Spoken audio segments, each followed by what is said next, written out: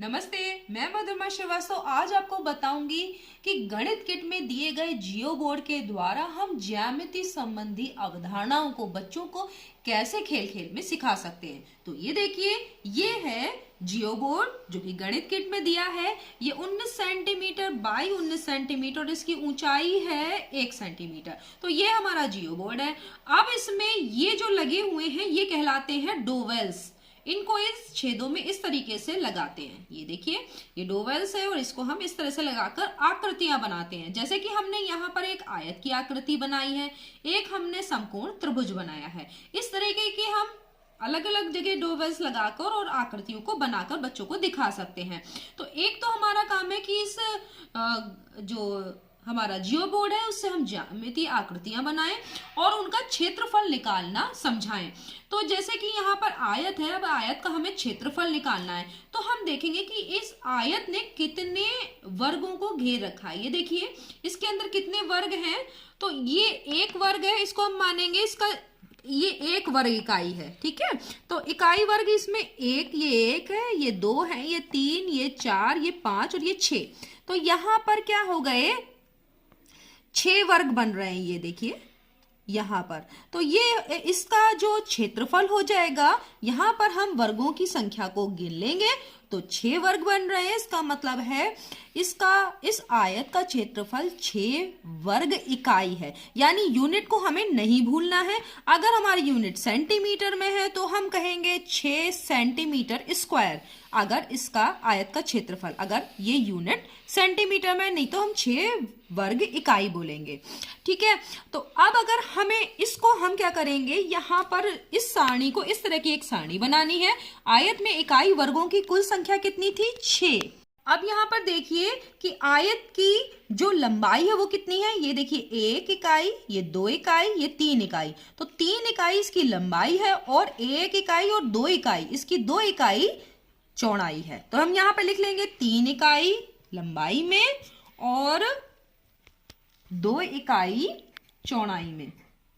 अब इसका लंबाई गुणा चौड़ाई करेंगे तो क्या हो जाएगा, 3 गुणा 2 वर्ग इकाई। ठीक है, तो ये हो गया 6 वर्ग इकाई।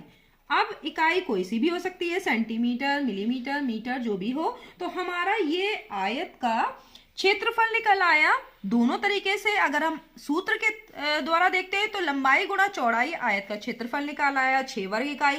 और अगर हमने इस जो ये हमने आयत बनाया है इसमें वर्गों की संख्या को गिन लिया तो क्या हो गया, डोवेल्स के अंदर जो हमने यहाँ देखिए लगाए हैं इसके अंदर वर्गों की संख्या 1 2 3 4 5 6 थी। तो ये भी हमारा आयत का क्षेत्रफल निकल आया। तो इस तरह से भी हम आयत का क्षेत्रफल आकृति बनाकर जियो बोर्ड पर निकाल सकते हैं और उसको सूत्र के द्वारा वेरीफाई भी कर सकते हैं। तो यहाँ पे दिख रहा है। अब अगर हम इसी से ही कोई वर्ग बना लें, जैसे यहाँ पर अभी हमने ये एक वर्ग बना दिया, ये देखिए ये एक वर्ग बन गया। तो इसमें देखिए कि अब अगर इसका क्षेत्रफल निकालना हो तो फिर से हम इसमें जो डोवेल्स के अंदर जो वर्ग बन रहे हैं उनको गिन लेते हैं, 1 2 3 और 4। तो हम यहां पर लिखेंगे इकाई वर्गों की कुल संख्या कितनी है, 4। ठीक है, अब वर्ग की भुजा देखनी है। तो वर्ग की भुजा कितनी है, तो यहां देखिए 1 इकाई और 2 इकाई। तो वर्ग की भुजा कितनी है, 2 इकाई। यहां भी 2 इकाई, इधर भी। वर्ग में सभी भुजाएं समान होती हैं, इसलिए वर्ग की भुजा कितनी लिखेंगे हम, 2 इकाई। ये लिख दिया। अब क्या करना है, भुजा गुणा भुजा, इससे भी करके देख सकते हैं। तो 2 इकाई इसकी एक भुजा थी और इसको अगर हम 2 इकाई से ही गुणा करेंगे तो वर्ग का क्षेत्रफल क्या हो जाएगा, 4 वर्ग इकाई। तो ये इधर आ गया। हमने इसे सूत्र से वेरीफाई कर लिया और अगर हमने वर्ग में इकाई वर्गों की कुल संख्या को गिन लिया तो भी हम वर्ग का क्षेत्रफल निकाल सकते हैं। अब अगर हमें समकोण त्रिभुज का क्षेत्रफल निकालना है तब हम क्या करें, तो चलिए इसको निकालने के लिए क्या करते हैं, हम जो संपूर्ण पूरा वर्ग है उसको गिन लेते हैं। यहां पर देखिए ये 1, ये वाला, ये 2 पूरा वर्ग है, ये 3 वर्ग पूरे हैं। तो ये 3 हो गया, इधर 3 वर्ग इकाई, ये क्षेत्रफल हो गया। अब यहां पर देख रहे हैं, यहां पर आधा वर्ग है, ये आधा, फिर यहां पर भी आधा है, तो आधा आधा 1 हो गया, इसका मतलब 4 वर्ग इकाई आ गया इसका क्षेत्रफल। और फिर आधा यहां और है, यानी 4.5 वर्ग इकाई, इसका जो है 4 सही 1/2 वर्ग इकाई क्या हो गया, इसका क्षेत्रफल हो गया। तो अब हम यहाँ पर कुल इकाई वर्गों की संख्या कितनी थी, 4 सही 1/2। ठीक है, तो अब ये तो हमारा निकल आया इकाई वर्गों की कुल संख्या।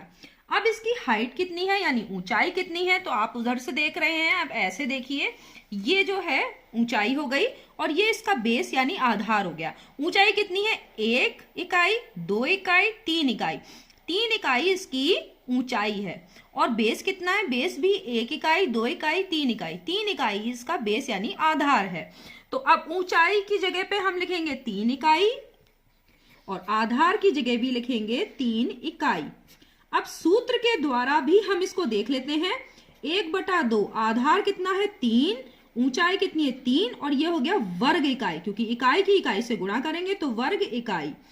अब देखिए ये कितना हो गया, 3 3 9, 9/2, 9/2 का मतलब क्या हो गया, 4.5 वर्ग इकाई, या 4 सही 1/2। तो 4 सही 1/2 यहां पे भी आ रहा है। जो अगर हमने इनके खानों को गिन लिया, जिस तरह की इसमें जियो बोर्ड में हमने खाने गिन के दिखाए थे कि अगर पूरा खाना है तो उसको 1 मान लेते हैं, आधा अगर है तो आधा आधा करके जोड़ लेंगे, आधे से अधिक है तो उसको पूरा 1 खाना माना जाता है, और आधे से कम है तो उसको हम छोड़ देते हैं। तो इस तरीके से हम जियो बोर्ड के द्वारा समकोण त्रिभुज है, आयत है, चाहे वर्ग हो, उसका क्षेत्रफल निकाल सकते हैं। इस तरह से ही कोई अगर अनियमित आकृति है उसका कैसे निकालें, जैसे कि हम अभी हमने आयत बनाया था, वर्ग बनाया था, लेकिन अब हमारा ये आयत वर्ग कुछ नहीं होगा, हम इस तरह से कोई भी आकृति बना देंगे और उसका क्षेत्रफल निकालने का प्रयास करेंगे। तो चलिए डोवेस को हम यहाँ पे लगा देते हैं। अब मान लीजिए कि ये कोई आकृति हो गई है ना, अब इसका हमें क्षेत्रफल निकालना है। तो मैंने अभी क्या बताया था आपको, जो पूरे पूरे वर्ग बन रहे हैं उनको गिन लीजिए। तो देखिए ये 1 वर्ग बना है, ये 2, ये 3, ये 4, ये 5, ये 6 और ये 7। अब ये जो आधा बना है और एक इधर आधा है, इन दोनों को और जोड़ लेंगे तो हमारा क्या हो गया, आधा आधा 1, तो ये 8 वर्ग इकाई इसका क्षेत्रफल आ गया। तो इस तरह से कोई भी अनियमित आकृति है उसका भी हम क्षेत्रफल निकाल सकते हैं। दूसरी तरफ भी इधर देखिए, हम इस डोवेल्स को निकाल देते हैं और हम इसके दूसरी तरफ भी देखने का प्रयास करते हैं कि क्या है। तो चलिए इसको देख लेते हैं। ये देखिए दूसरी तरफ भी इस तरीके के आपको यहाँ पे दिया हुआ है, जहां पर कि आप रबड़ बैंड लगा सकते हैं और कोई वृत्ताकार जो आकृति आपको समझानी है, और उसमें जैसे वृत्त का व्यास है, जीवा है, वृत्त का व्यास जो वृत्त है उसको 2 भागों में बराबर भागों में विभाजित करता है, ये भी अर्धवृत्तखंड, ये भी अर्धवृत्तखंड, और वृत्त का व्यास जो है सबसे बड़ी जीवा है। ये जो जीवा है वो वृत्त को 2 भागों में विभाजित करती है। यहाँ पर ये जीवा देखिए लघु वृत्तखंड बना रही है, और ये वाला पूरा दीर्घ वृत्तखंड है। ये वृत्त की स्पर्श रेखा है। यहाँ पर भी इस तरह की आकृतियां बनाई जा सकती हैं। तो इस तरह से आप कक्षा 6, 7, 8 की जो गणित की ज्यामिति संबंधी समस्याएं हैं इस जियो बोर्ड के द्वारा दूर कर सकते हैं। नेक्स्ट वीडियो में हम गणित किट के कुछ अन्य क्रियाकलापों को भी समझेंगे। तब तक के लिए धन्यवाद।